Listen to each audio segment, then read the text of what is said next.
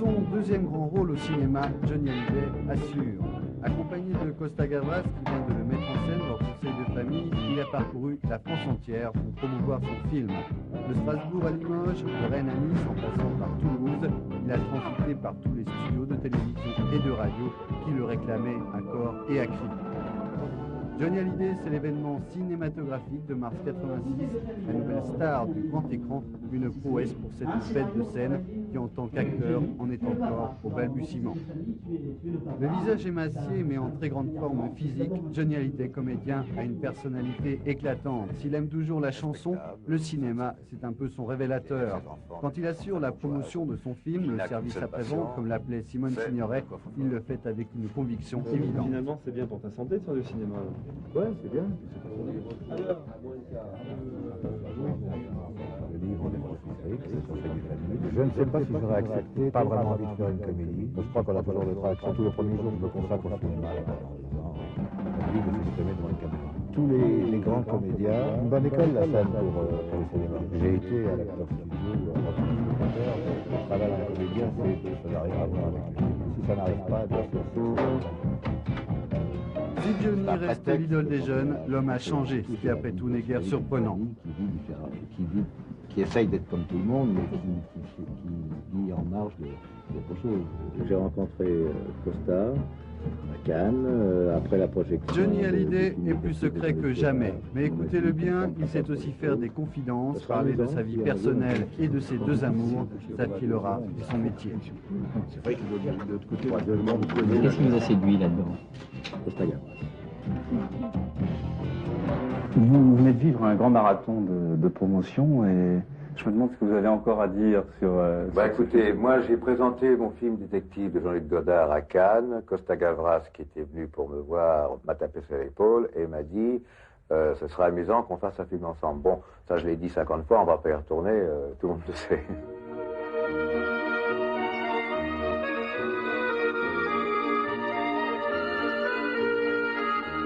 Parlez de quoi? D'une loi imbécile qui permet d'abandonner ses enfants à 18 ans? Ici, la loi, c'est moi. Elle dit vous, elle mouvoie, elle tutoie difficilement Fanny. Alors moi j'étais un petit peu, je suis de nature assez timide. Et Costa me dit, il ne faut pas lui dire, mais je voudrais avoir une certaine réaction d'elle qu'elle ne peut avoir que si tu lui fais sans qu'elle le sache. Alors je lui dis, c'est quoi? Il me dit, ben voilà, tu lui mets la main aux fesses. Oh là là, comment je vais faire ça? Alors, une scène se tourne, puis j'y arrive pas. Bon, j'arrive pas. Psychologiquement, j'arrive pas à m'y faire. Et Costa me dit, mais alors qu'est-ce qui s'est passé? Il dit, mais tu sais, j'y arrive pas à lui mettre la main aux fesses. Écoute, il dit, écoute, on ne la tourne qu'une fois, hein, mais fais-le. Alors j'ai pris mon courage à deux mains, j'ai mis la main aux fesses. Elle a eu la réaction, comme ça, très féminine, mais en continuant de marcher que Costa escampait avoir. Et puis, depuis ce jour-là, elle m'a dit tu. Voilà.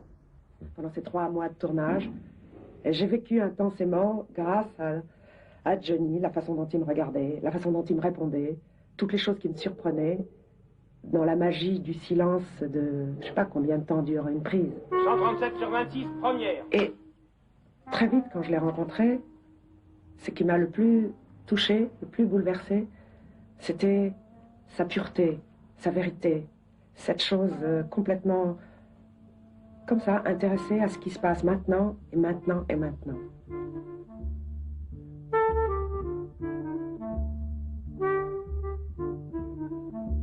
Quand on est acteur, on joue avec ses défauts, on joue avec ses qualités, on joue avec ses défauts, on emploie un petit peu toutes les choses qu'on a au fond de nous-mêmes, qu'ont les gens dans la rue. Un chanteur doit toujours être le plus beau, le plus fort, il doit toujours se présenter sous son meilleur aspect. Il n'a pas le droit d'avoir de faiblesse, il n'a pas le droit d'être timide, il n'a pas le droit d'être lâche. Bon, alors c'est un héros, quoi, en quelque sorte. Mais un héros comme on s'imagine que sont les héros. Mais les héros, ça n'existe pas. Ça existe que dans les films ou ça existe sur scène.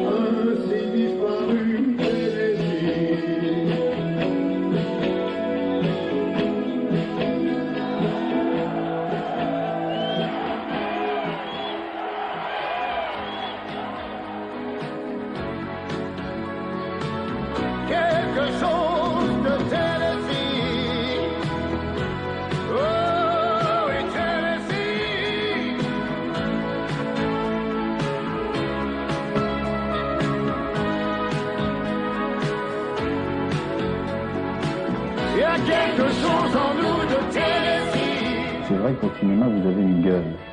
Et cette gueule-là... Qu'est-ce qu'elle a, ma gueule? Vous portez 25 ans de vie. Vous êtes mûr. Vous êtes... Un mûr. Hein? Un homme mûr. Et ça rompt avec ce qu'on dit depuis 25 ans, c'est l'éternelle adolescence. Ça, c'est une formule qui est de moins en moins vraie, je trouve. Oh, mais on est toujours un peu adolescent quelque part. On a tous quelque chose en nous d'adolescent.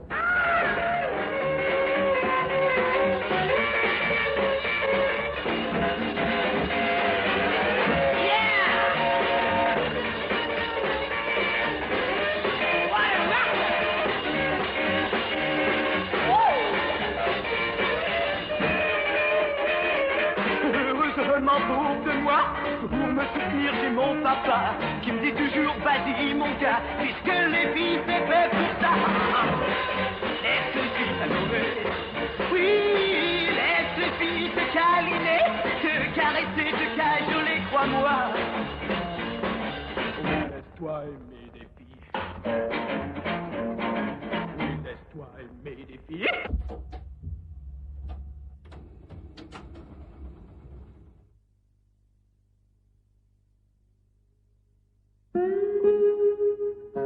Dans le cinéma, je suis débutant, c'est vrai, j'en suis à mon deuxième film, mais il faut que je sois bien tout de suite, je peux pas apprendre mon métier.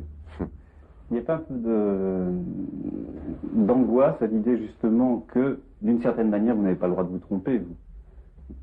Bon, on se trompe tous, hein, et puis quand on se trompe, on le fait pas exprès. Bon, si je me trompe, j'y peux rien, hein, c'est la vie. Je me suis trompé plein de fois, même dans la chanson. Je fais le maximum, hein, maintenant je peux pas faire plus.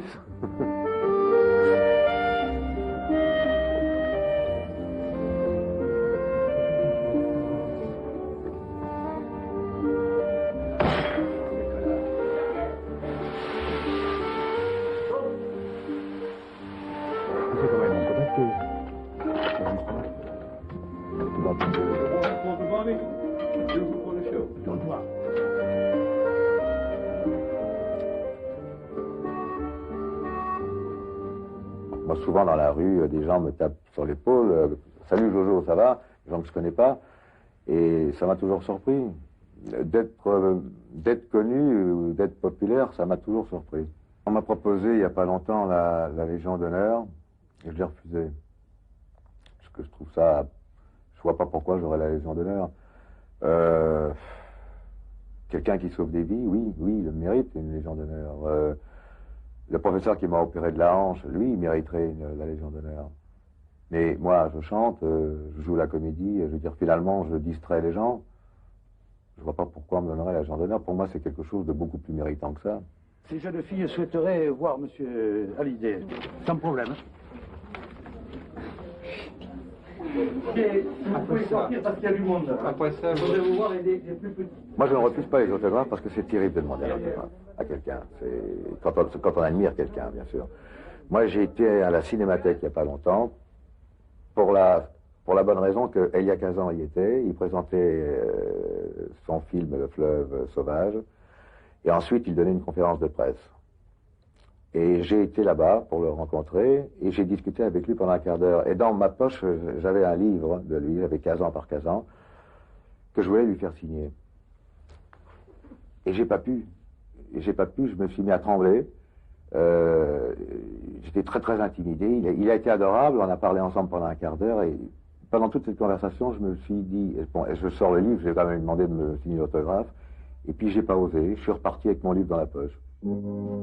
Jean-Philippe Smet, dit Johnny, chanteur français né à Paris en 1943, propagateur du rock en France, il connaît rapidement une très large... Il en est même qui m'envie. Quoi, Johnny Hallyday? C'est un nom qui chante. C'est même pas mon vrai nom. Non, ben, je me prends pour moi. Vous savez, j'ai déjà du mal à vivre avec moi-même. Enfin, c'est pas facile tous les jours de représenter et d'être par rapport à des gens ce qu'on est. Alors, si en plus j'avais la grosse tête, d'abord, j'ai pas le temps d'avoir la grosse tête. Parce que je travaille beaucoup et je crois que les gens qui ont la grosse tête sont finalement des gens qui ne travaillent pas beaucoup, qui se regardent un peu le nombril comme ça. Moi, j'ai pas le temps de regarder mon nombril. Vous dites souvent, quand vous ne travaillez pas, vous vous ennuyez. Ça veut dire qu'en dehors du travail, il n'y a rien qui vous... En dehors du travail, il y a ma fille, d'abord, que j'aime plus que tout au monde, qui me prend tout mon temps quand je travaille pas. Parce que j'essaie de m'en occuper moi-même. C'est moi qui lui fais à manger, je lui fais des petits plats. Je passerai sur n'importe quoi pour passer un week-end avec elle tout seul. Mais en dehors de ma fille, j'ai que mon métier qui m'intéresse. Et c'est vrai que quand je ne travaille pas, je m'ennuie. Vous avez dit, à propos de tout ce qu'on a écrit sur vous et votre vie privée. Ouais. Je déplore qu'on parle de ma vie privée comme ça, dans des termes que je trouve un petit peu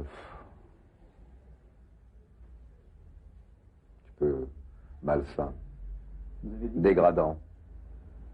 Vous avez dit que vous aviez été blessé par ce qu'on avait dit. Oui, parce que du jour où on a appris qu'il y avait des petits problèmes entre la femme avec qui je vis et moi, on m'a mis des noms de chanteuses dans les bras, des choses qui n'existent pas. Jeanne Masse, par exemple, que je ne connais pas, que j'ai vu 2 fois dans ma vie. On m'a demandé ce que je pensais d'elle comme chanteuse, j'ai dit que c'était une bonne chanteuse. Bon, voilà, et puis, alors on vous traite comme ça, on vous attribue des aventures. Moi, je trouve ça dégueulasse. Je trouve ça dégueulasse parce que c'est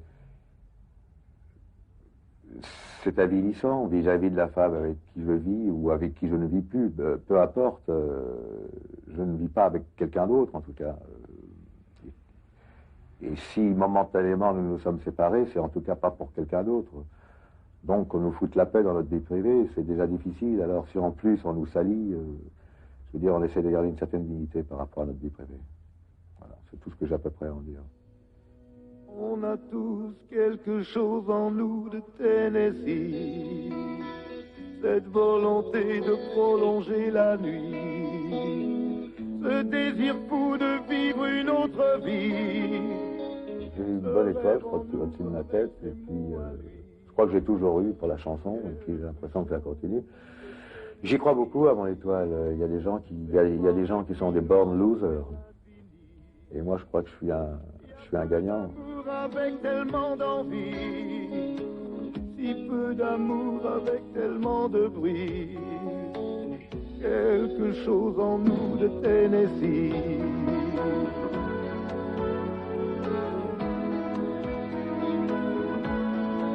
Tant que je travaille, je suis heureux.